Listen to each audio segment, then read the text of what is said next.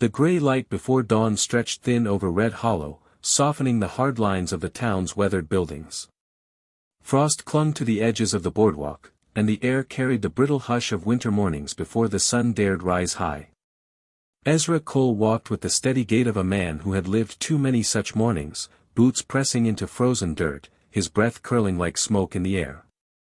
He was bound for the mercantile, coffee, salt, maybe nails for the east fence, but his eyes caught something that pulled him to a halt. She stood in the middle of the street, bare feet pressed to the hard ground, a thin shawl slipping off one shoulder, holding a bundle to her chest.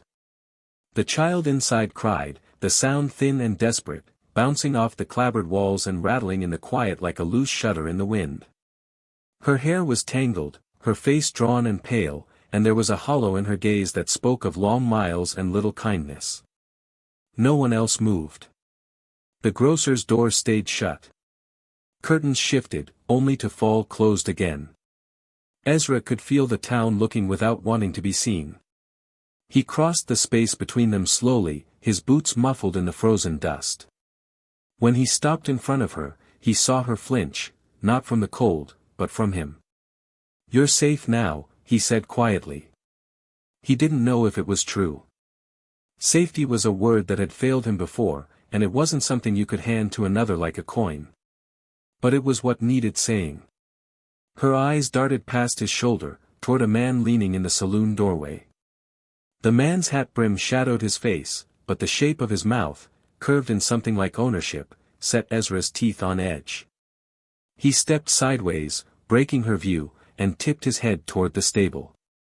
She followed hesitantly, the hem of her skirt brushing the frost. Inside, the smell of hay and leather met them. Ezra poured coffee from the tin pot over the fire, the steam rising in quiet spirals between them.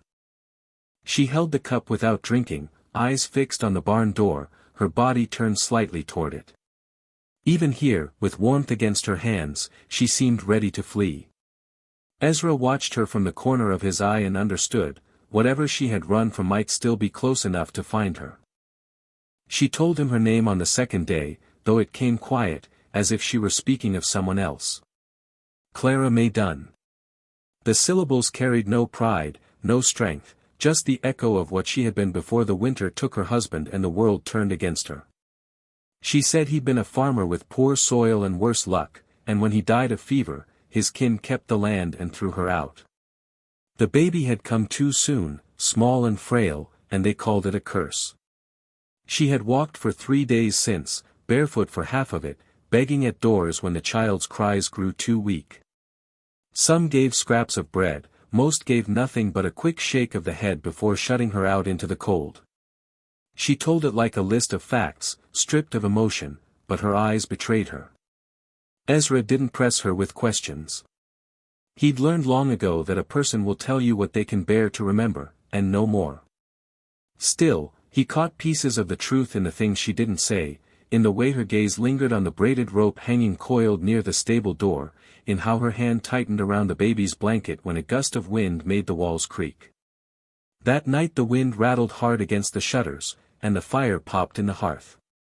Ezra sat at the table with his knife and a block of cedar, shaving curls of wood onto the floor. Across from him, Clara worked at her torn shawl with a bent needle, the thread shaking in her cold fingers. They didn't speak for a long while. Her eyes wandered to the rifle propped by the door. Its stock was smooth with age, initials carved deep into the grain. Ezra noticed her staring and set down his knife. "Belonged to my wife," he said, the words heavy in his throat.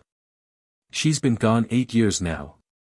It was the first time either of them spoke of loss aloud, and though nothing more was said, the air between them shifted, just a fraction, enough to make the silence feel less like distance and more like a bridge.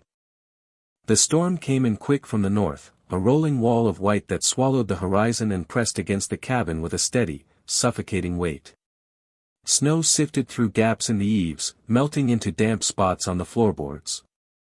The fire fought to keep its hold in the hearth, crackling low, and the air inside turned heavy with the smell of wet wool and smoke. The baby's cough deepened, sharp and rattling, each sound tugging at Clara's face until her lips pressed into a thin line.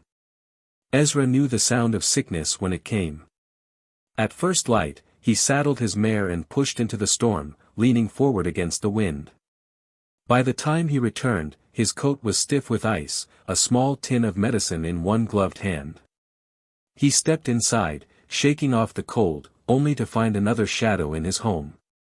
Thomas Greeley stood just beyond the fire's reach, hat tipped low, his boots scattering snow across the floor. His smile was thin, sharp. "Clara," he said, as though tasting the name. "You left in a hurry. Owe me some unfinished business."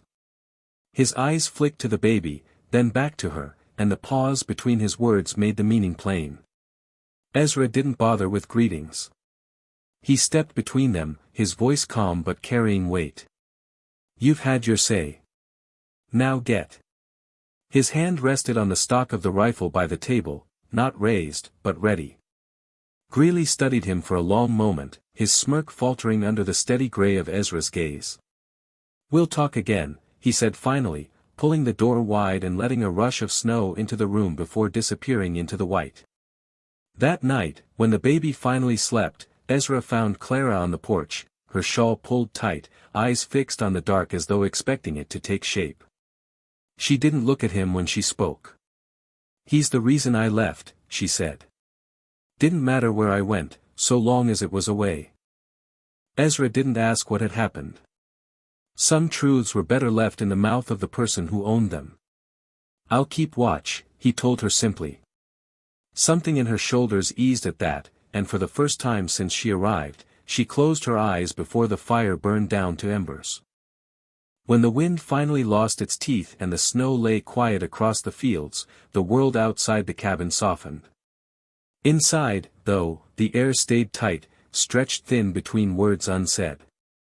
Clara moved about the small room with a restlessness that made Ezra uneasy. She kept glancing toward the door as if measuring the distance it would take to leave. "I can't stay," she told him once, her voice steady but low. "I won't be the reason trouble finds you." Ezra set down the tin mug in his hand and studied her, the faint lines at the corners of his eyes deepening. He wasn't a man given to pleading, and he didn't now, but the thought of her walking away into that cold made something in him knot. "The trouble's mine to decide," he said, and left it there. The next day, they worked on the fence along the north pasture, boards splintered from last month's windstorm. Frost clung to the rails, their breath rising in pale clouds. Ezra passed her the hammer, and when it slipped from her grip and fell between them, they both reached for it. Their hands closed on the same worn handle, rough skin against cold fingers. For a moment neither moved. Then she drew back first, and the work went on without mention of it. That night, the fire painted the walls gold. They ate cornbread and drank coffee strong enough to bite. Clara spoke into the quiet without looking at him. She told of the night her husband died, the fever that took him quick, and how his family wasted no time turning her out. She told it plain, without seeking his sympathy, her voice steady until she spoke of the baby, how she'd been told the child's life would be short and cursed. Ezra didn't offer comfort, only listened, his eyes on her hands as they wrapped around the mug. When she finished, he gave a small nod, the kind that carried more weight than words.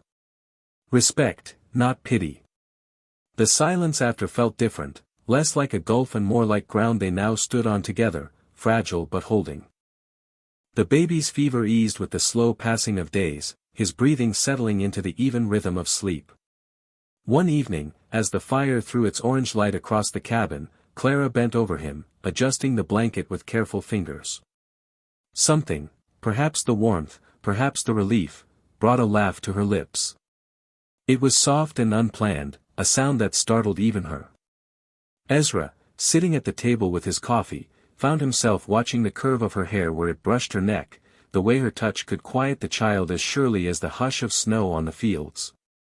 That peace did not hold. Midday 2 days later, hooves crunched in the snow outside. Ezra stepped to the doorway and found Thomas Greeley riding in with 2 other men, all wrapped in long coats and suspicion. Greeley swung down, pulling a folded paper from his pocket. "Got myself a legal claim," he said, voice thick with satisfaction. Debt owed. She comes with me.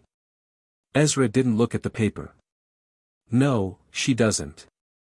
The three of them stood in the yard, snow groaning under their boots. The wind moved through the pines, the only sound between words. Ezra's hand stayed loose at his side, but his voice cut like a draw blade. That paper wouldn't stand in front of any honest judge. And if you aim to press it here, you'll do it over my grave. Something shifted in the air then. Greeley's smirk thinned, one of the other men looking away toward the tree lean.